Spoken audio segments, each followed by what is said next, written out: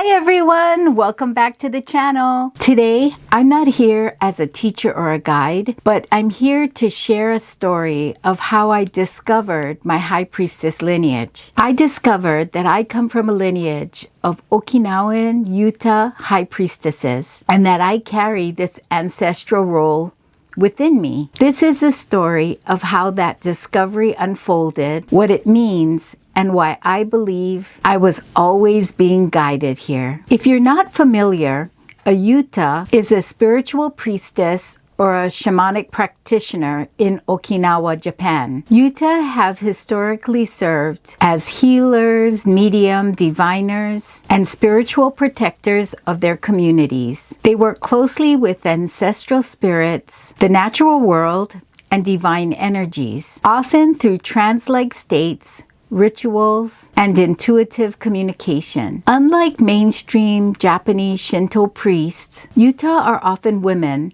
and their spiritual gifts are passed down either through family lineages or divine calling. For most of my life, I sensed something was different. As a child, I saw things others didn't. I dreamt in symbols, and I've always felt energy in my hands. I was drawn to ritual, nature, and ceremony, but I never really had a language for what it was. I thought it was intuition, maybe sensitivity, maybe even imagination. I often thought everybody could do it, so I didn't really think much about it.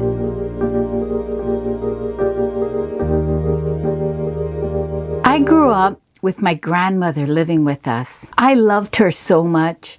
I followed her everywhere. I often followed her around the yard, and she taught me about plants and healing and which ones were good for this or that.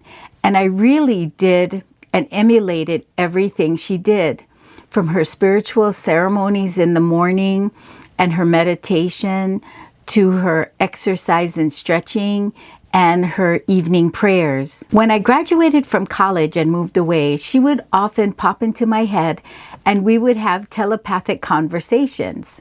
Again, I thought this was normal. A few years went by and she passed on. That was a pretty tough time for me.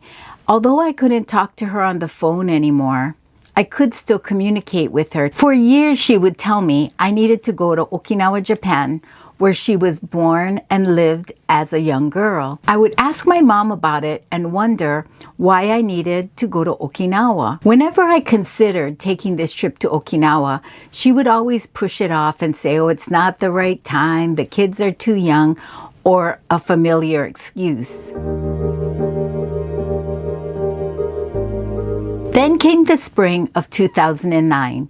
My husband and I went to a health fair. He was drawn to an African intuitive for a reading. We really enjoy learning about indigenous cultures, and she was using rocks and stones in her reading process, and it looked really interesting. We have done readings before, and it's usually that you ask the intuitive a question, or they give you a brief overview of what's going on. This time, however, she asked me if I was going to get a reading also. And I said that I wasn't planning on it. She gave me her card and said that if I wasn't going to have a reading with her, to please call her later because she had an important message for me. So when an intuitive or psychic tells you that they have a message for you, it's really hard to walk away from that, right?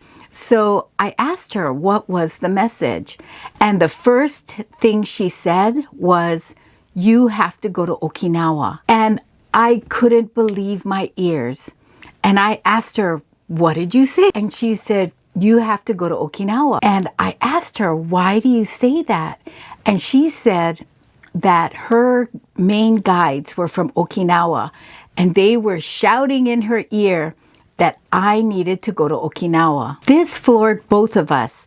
We had not known this lady. She did not know anything about me or my Okinawa connection, or the message that I have been getting for years from my grandma. So when we got home, I relented. I told my grandma, if you want me to go to Okinawa, I will go. But please tell me the reason why I'm going to Okinawa, because, I don't want to just show up there and not have any clue. That evening, I went online to look up some things about Okinawa just to see, how it is there. It's the first time that I really thought that, wow, I might be going. So I thought I'd look up, places to go and things to see. And interestingly, this whole article popped up on Okinawan high priestesses. And I thought, that's really interesting. I've never heard of this. So I got on the phone and I called my mom and I said, hey, have you ever heard of Yutas? And she asked me why. And I said, well, I told her the whole thing. And she already knew that for years my grandma had been giving me that message. So she was silent on the other side of the phone. And after many years of asking her, should I go to Okinawa? She finally said, I think it's time for us to go. And I nearly fell off my seat. I was like, holy cow, what? And she said, yep, I think it's time we go to Okinawa.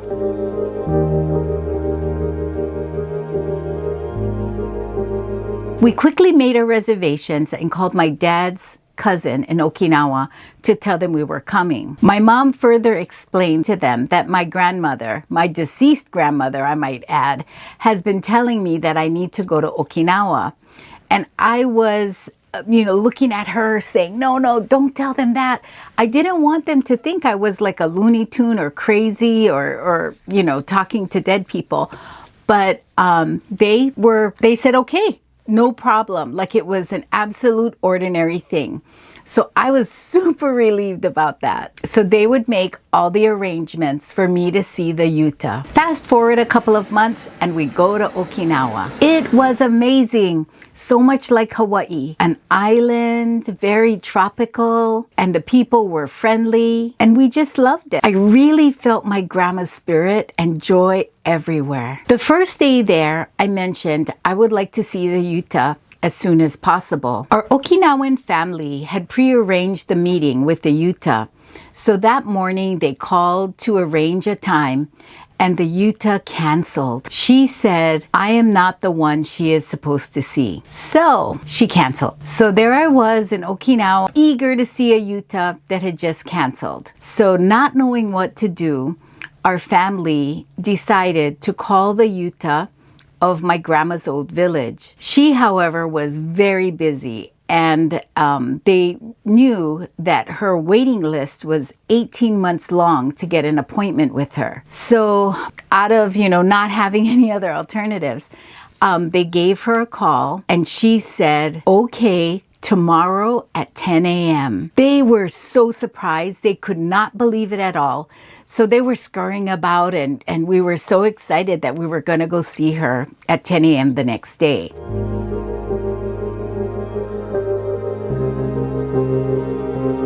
When we arrived at her home, I was so nervous.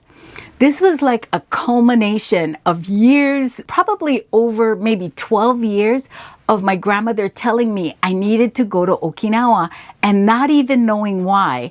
All I knew was I was supposed to meet this lady.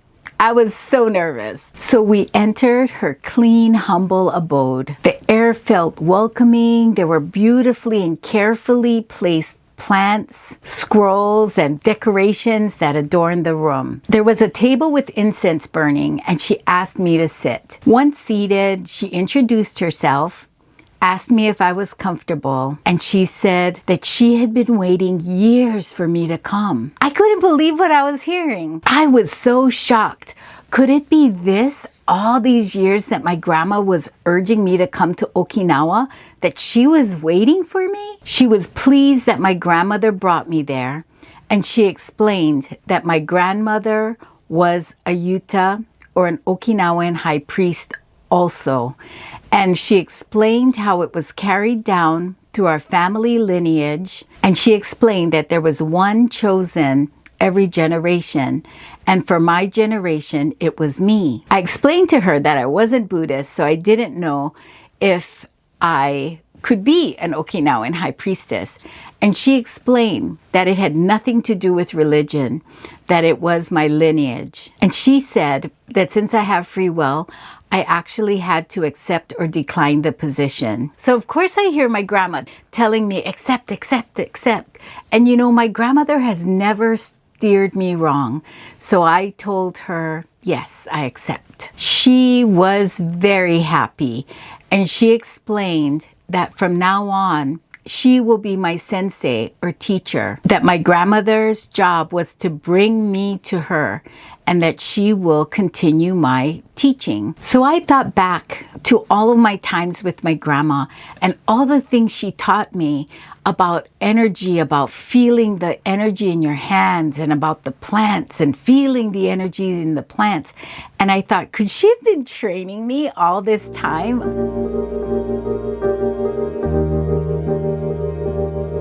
So the Yuta from my grandma's old village, I'll call her High Priestess Sensei going forward. She explained to me that I was like her, that I could know things, that I could see things, that I could feel things, and that the energy with us was very high.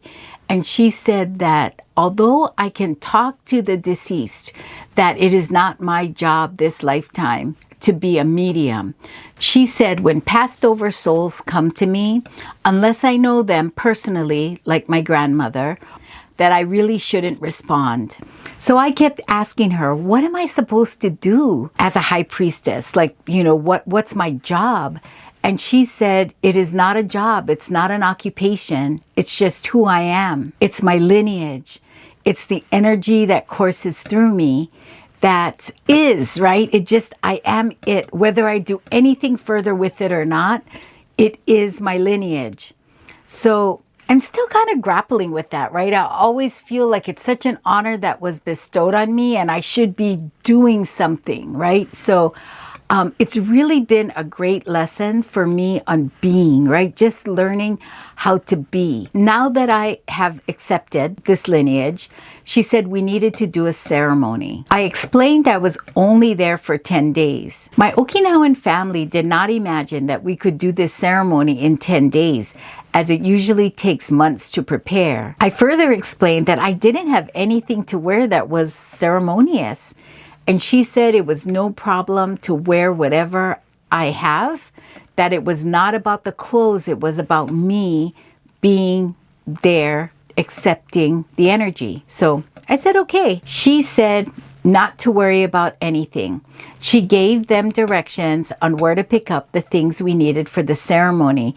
It required special objects, special food. They followed her instructions and was so surprised to see that all the things they needed were miraculously waiting for them, like orders that were placed by someone else and never picked up. At this meeting, she also explained that I had a lot of Hawaii energy since I was born and raised in Hawaii, and that we would have to go to Hawaii to complete the ceremony. We would start the acceptance ceremony in Okinawa, but we needed to finish it in Hawaii. I explained to her that we were already planning a trip to Hawaii in 3 months for a family reunion. At first she said, no, we need to go right away. And I explained, you know, I can't go right away. I have kids, I have a job, there are a lot of things going on, and I'm only here for 10 days.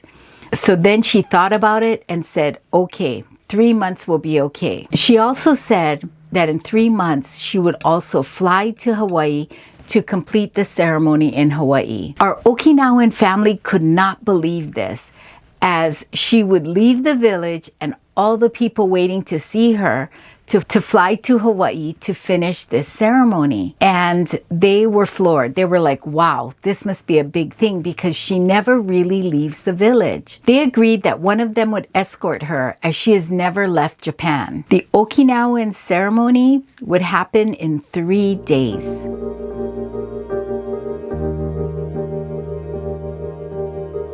The day of the ceremony was clear, hot, and humid.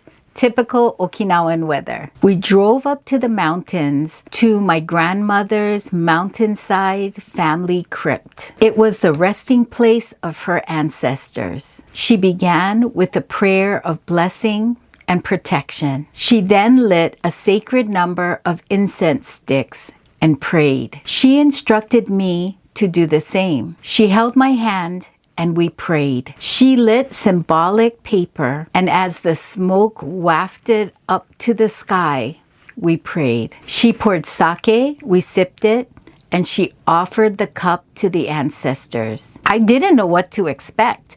Would I feel a lightning bolt of energy strike me? But what happened was really a lot more gentle. I felt my mind open further. It is like I could feel thought. I could see things in my mind's eye even more clearly than with my physical eyes. I felt a deeper connection to my grandmother and all the souls that went before me. Once the ceremony was over, all the attendees joined in a prayer. We prayed together with gratitude for the ancestors and for the ceremony. I celebrated with drink and the specifically purchased food trays for the ceremony. We all could partake in the enjoyment. I felt the same, but strangely different. It's really hard to find the words to describe the feeling.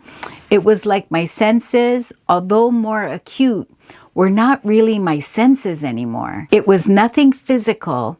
It was just a knowing. I was instructed by my sensei that upon immediately arriving home, I needed to do a ceremony. She provided me with all that was needed and told me how to do it. It was a protection ceremony, as there was 3 months before our trip to Hawaii and when this ceremony could be concluded. After we arrived home, my aunt, the youngest daughter of my grandma, told me a similar experience happened to her. She was the chosen one from her generation. Her mother, my grandmother, took her to Okinawa to see the high priestess as she was unexplainably sick. She asked for her to be released and to decline the high priestess lineage. I couldn't believe this happened in my family, and I didn't even know about it.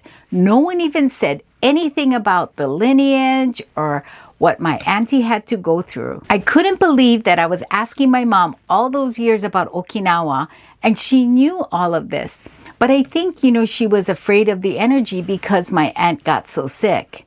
Accepting this role hasn't been easy, and it's not something I wear like a title. Being a Yuta high priestess is a responsibility, a deep spiritual commitment, not only to the ancestors, but to my community, the land, and all the ancestors that went before me and all those who will be coming after. I have great respect and reverence for this energy that I have been given. I've had to release a lot of ego, and I've had to deepen my discipline. I've had to surrender to a calling that feels sometimes overwhelming, but always sacred. I'm still learning.